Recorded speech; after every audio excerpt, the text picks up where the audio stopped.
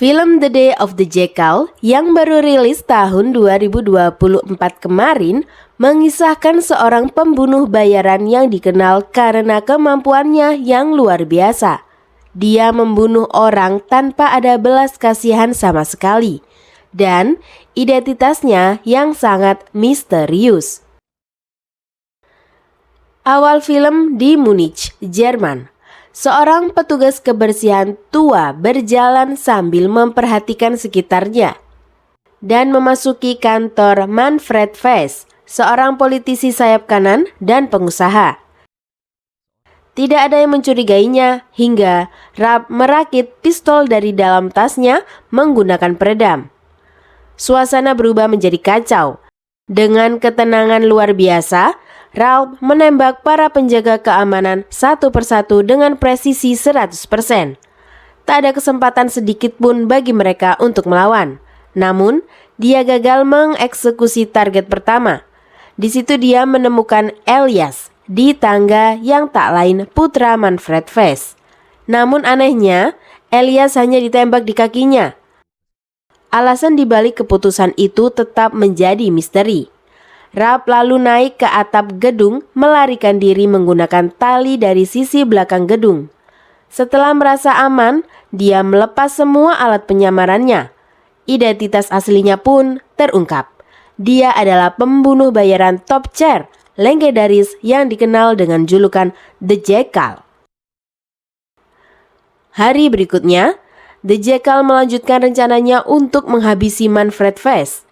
Ia menuju sebuah apartemen yang berjarak 3.815 meter dari rumah sakit tempat Elias dirawat. Dari kejauhan, ia merakit sniper dan menunggu dengan sabar hingga Manfred Vess tiba di rumah sakit untuk menjenguk putranya.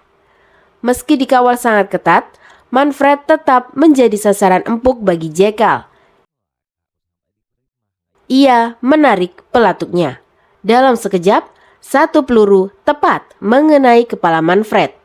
Itu adalah tembakan yang sangat tidak masuk akal. Satu tembakan sempurna dari jarak 3.815 meter yang hampir mustahil dilakukan orang lain meskipun dia profesional. Suasana rumah sakit pun menjadi kacau. Pasukan pengawal bergegas mencari sumber tembakan. Di apartemen, Jackal tetap tenang. Ia membongkar senapan customnya dengan luar biasa hati-hati. Senjata yang telah dirancang untuk disamarkan sebagai koper biasa. Setelah merapikannya, dengan tenang ia meninggalkan tempat itu, melangkah keluar bangunan, masuk ke mobil, dan menghilang dengan cepat. Di London, kabar pembunuhan Manfred Vess diketahui Bianca Palman, seorang agen MI6 yang dikenal karena keahliannya tentang senjata api.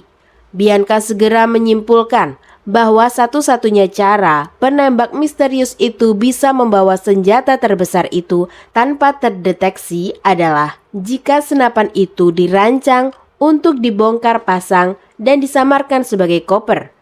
Menurutnya, senjata itu adalah bagian dari The Jackal. Penalaran Bianca yang cepat menarik perhatian Isabel Kirby, wakil kepala staf MI6. Kagum dengan kemampuannya, Isabel memutuskan bahwa Bianca harus bergabung dalam tim investigasi untuk memburu sang pembunuh bayaran misterius. Setelah menganalisis lebih jauh, Bianca menyadari bahwa senapan yang digunakan memiliki desain unik yang hanya bisa dibuat oleh satu orang, yaitu Norman Stock, seorang perakit senjata legendaris asal Irlandia.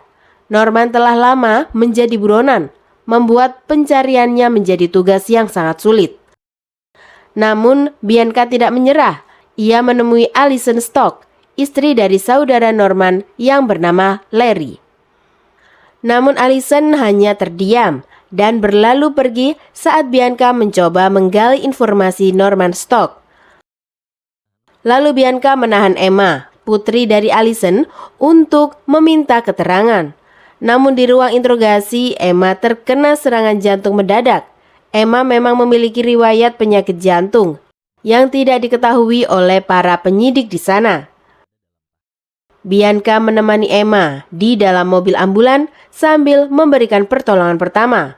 Namun sayangnya, Emma meninggal dunia.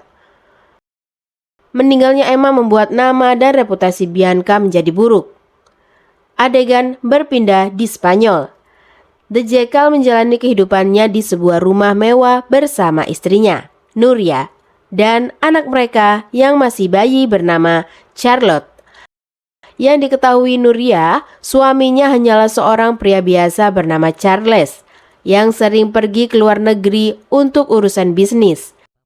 Ia tidak pernah mencurigai identitas asli pria yang setiap sehari 5 kali melakukan pengencrotan dengannya. Saat waktunya senggang, ia masuk ke jaringan komunikasi terenkrip dan menghubungi klien yang telah mempekerjakannya untuk membunuh Manfred Vess. Ia menanyakan sisa pembayaran sebesar 3 juta euro, tetapi jawaban yang ia terima sungguh di luar nalar. Kliennya menolak melunasi pembayaran dan menghina dirinya. Meskipun diselimuti kekecewaan, ia tetap menghadiri perayaan ulang tahun anaknya, menghadiahkan Charlotte sebuah pesawat mainan. Setelah itu, The Jackal yang marah karena kliennya menolak membayar, mulai melacak identitas klien tersebut. Di situ dia juga membaca Yule de Charles atau UDC. Mereka akan segera meluncurkan proyek bernama River, yaitu inovasi keuangan yang membawa transparansi tentang keuangan di mana setiap transaksi akan tercatat secara jelas dan detail. Namun para penguasa yang korup yang ketakutan menantang secara diam-diam rencana UDC itu. Tak lama, dia mendapat pesan dari banknya yang melacak pembayaran kliennya dari Munich. Tanpa ragu, ia segera meminta istrinya segera mengantarnya ke bandara. Di New York, sebuah kelompok rahasia tengah mendiskusikan pembunuhan terhadap pemimpin UDC. Di saat yang sama, petinggi UDC tampil di sebuah acara bincang-bincang di TV, menyuarakan transparansi finansial total termasuk asetnya sendiri. Di Inggris, Bianca dan Hull Crowe memutar ulang rekaman keamanan pembunuhan Manfred Vess yang gagal. Mereka menemukan petunjuk. Pelaku menembak dengan tangan kanan dan lebih memilih pistol 9 mm, sebuah model standar yang pernah digunakan oleh Angkatan Bersenjata Inggris hingga tahun 2013. Tapi atasan Bianca menolak memberinya lebih banyak waktu untuk menyelidiki lebih dalam kasus itu.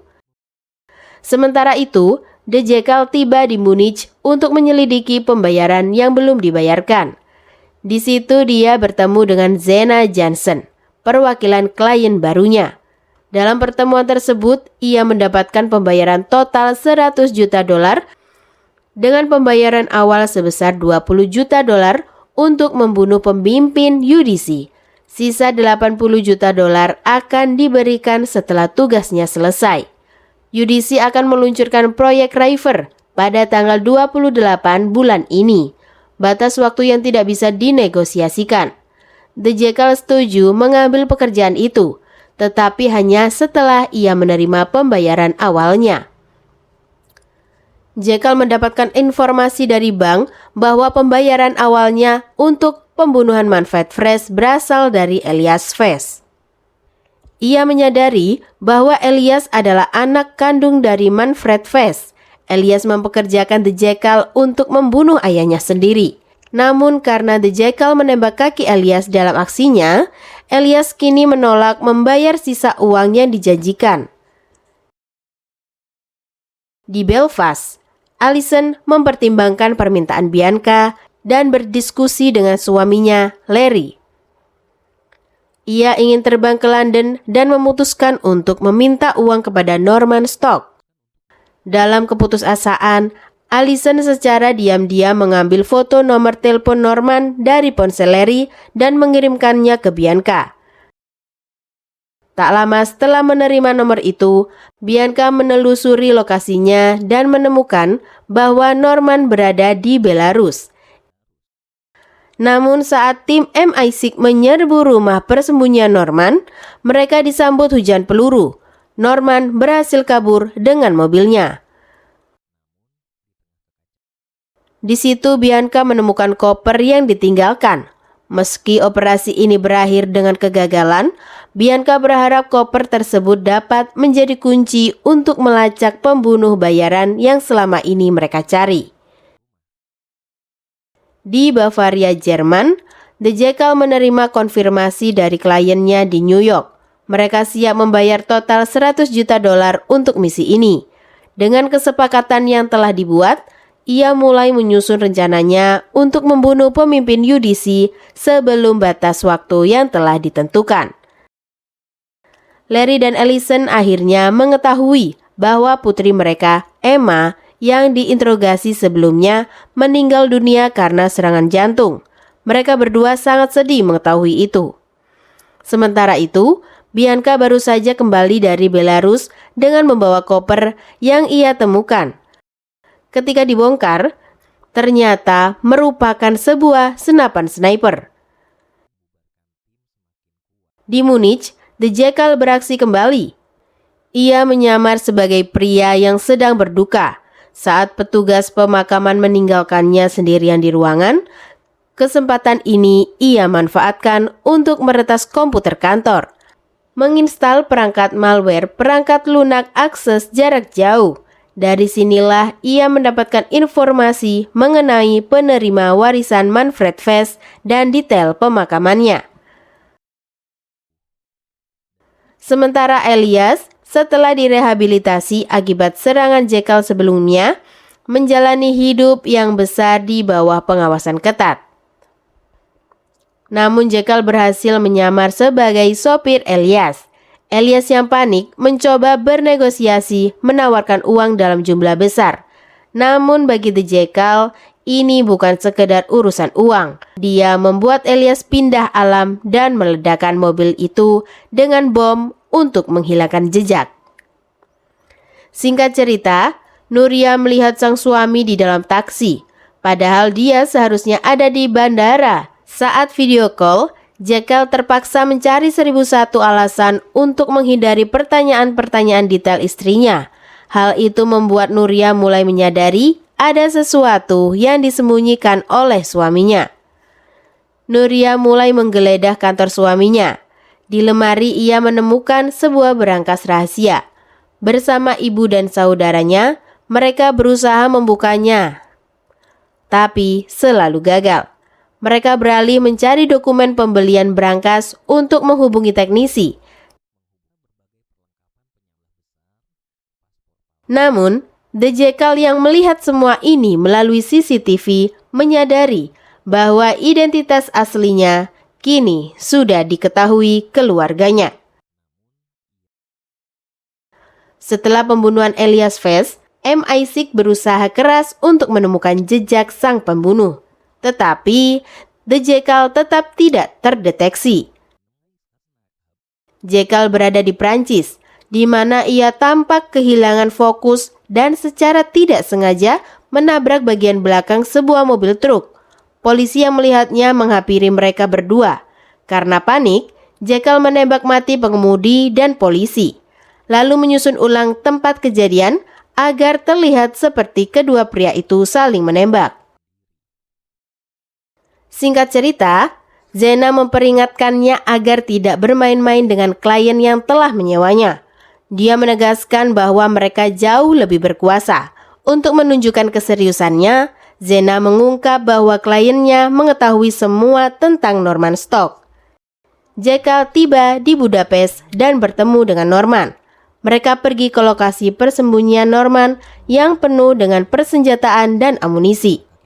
Bersama-sama, mereka merancang sebuah alat penyangga kaki khusus yang bisa melewati pemeriksaan keamanan dan dapat diubah menjadi sniper.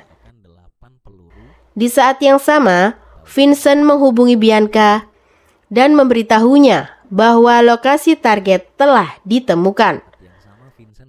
Namun, ketika Jackal tengah menghubungi istrinya, dia melihat Bianca dan timnya mendekati tempat persembunyian Norman. Dengan cepat, ia memperingatkan Norman untuk membersihkan jejaknya dan segera pergi. Namun Norman tertangkap dan diinterogasi Bianca dengan ancaman untuk memberitahu tentang Jekyll. Karena takut identitasnya terbongkar, Jekyll menghabisi Norman saat itu juga. Dengan kematian Norman, identitas Jekyll masih menjadi misteri dan tak ada orang yang mengetahuinya. Jekyll melarikan diri hingga malam hari dan berhasil lolos. Saudara Nuria mengetahui semuanya dan mengancam akan melaporkan ke polisi jika dirinya tidak memperbolehkan mengambil uang yang ada di brankas rahasia milik Jekyll. Tanpa dia ketahui, Jekyll melihat semuanya dari CCTV.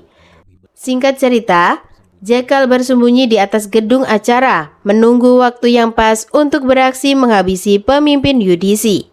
Di situ dia teringat di masa lalu saat masih di militer dan bertemu istrinya pertama kali. Ketika hari peluncuran tiba, keamanan diperketat. Saat pemimpin UDC bersiap untuk naik ke atas panggung, pidato pemimpin UDC disampaikan dari balik kaca anti peluru.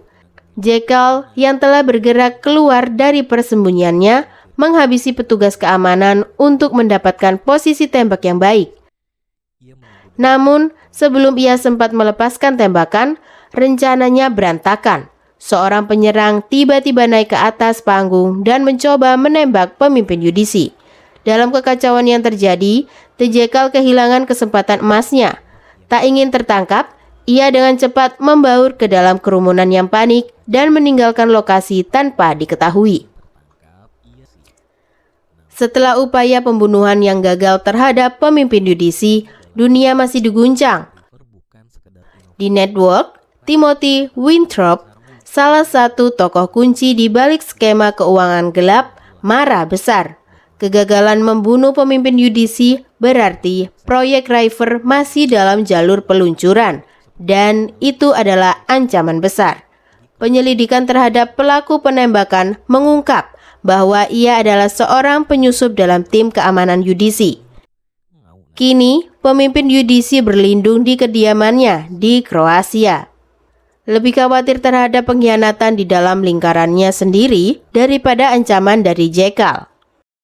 Bianca mulai mencurigai bahwa pria di balik identitas The Jekyll sebenarnya adalah Alexander Duggan, mantan sniper militer Inggris yang diyakini telah tewas bertahun-tahun lalu. Dengan bantuan rekannya, Bianca memperoleh akses ke berkas militer Duggan. Di masa kini, Bianca terus menggali lebih dalam dan berhasil memperoleh akses ke berkas Duggan. Dokumen tersebut menyatakan bahwa unit Duggan terbunuh dalam ledakan akibat ranjau darat. Tapi yang sebenarnya terjadi adalah Duggan menghabisi semua rekan timnya dengan menggunakan bom, dan hanya menyisakan satu orang timnya saja. Dia memanipulasi kematian dirinya sendiri supaya tidak terdeteksi dan menjadi pembunuh bayaran karena bayarannya sangat besar sekali. Tetapi Bianca tidak mempercayainya. Dia yakin bahwa Duggan telah memalsukan kematiannya dan kini beroperasi. Di Spanyol, Nuria dan saudaranya menyaksikan berita tentang The Jekyll dan mengetahui kebenarannya. Keesokan harinya, Nuria menuntut kejujuran penuh darinya. Bianca mengunjungi Larry di penjara. Larry yang penuh kebencian membandingkannya dengan Bianca. Di situ, Larry mengakhiri hidupnya sendiri. Setelah kegagalan upaya pembunuhan sebelumnya, keamanan di sekitar UDC diperketat hingga level tertinggi. Pemimpin UDC memilih untuk berlindung di pulau pribadinya di Kroasia. The Jekyll kembali ke Spanyol, di mana ia menghadapi perdebatan yang melelahkan dengan istrinya. Nuria, yang tahu identitas aslinya, ingin meninggalkannya. Jekyll memohon kesempatan terakhir, berjanji bahwa ini akan menjadi misinya yang terakhir sebelum ia meninggalkan dunia hitam ini selamanya. Keesokan paginya, dengan peralatan baru, The Jackal menemui seorang nelayan. Setibanya di posisi yang ideal, dia menghabisi pria tua pemilik kapal untuk memastikan tidak ada saksi yang tersisa. Jackal lalu memasang senapannya dengan stabilizer khusus untuk memastikan akurasi tembakannya. Tim keamanan UDC melihat kapalnya, tetapi karena masih berada jauh di luar batas perlindungan, mereka mengabaikannya. Pemimpin UDC diiringi oleh pengawal pribadinya turun ke air. The Jackal membidik dari kejauhan, tetapi pandangannya terhalang kapal yang melintas. The Jackal terpaksa menembak pria di jet ski yang mendekatinya. Pemimpin UDC terlanjur berenang di laut, dan Jackal dalam posisi siap untuk menembak. Saat mereka naik ke permukaan untuk mengambil napas, Jackal melepaskan tembakan. Peluru pertama mengenai seorang pengawal. Pemimpin UDC yang panik kembali menyelam. Tetapi saat kepalanya muncul di atas air untuk mengambil nafas, The Jackal melepaskan tembakan terakhir dengan akurasi yang sangat tinggi. Misi pun berhasil. Karena kematian pemimpin UDC, perusahaan memilih untuk menunda peluncuran River. Hal ini menandai misi Jackal sukses besar. Namun di balik perayaan ini, pengkhianatan telah direncanakan. Kliennya memutuskan untuk tidak membayar The Jackal dan menyuruh anak buahnya menghabisi Jackal. Sementara itu, MI6 secara resmi menutup kasus kematian pemimpin UDC, sebuah keputusan yang membuat Bianca frustasi. Di tempat lain, The Jackal menuntut pembayaran dari Xena yang merupakan perantara dari kliennya dari misi menghabisi pemimpin UDC. Namun Xena bercerita kalau dirinya dan Jackal dikhianati oleh kliennya. Karena itu, mereka berdua sepakat untuk membalas dendam. Xena memperlihatkan foto yang ada di koran kepada Jackal. Siapa dalang di balik semua ini? The Jackal setuju untuk balas dendam, kemudian pergi. Film pun berakhir.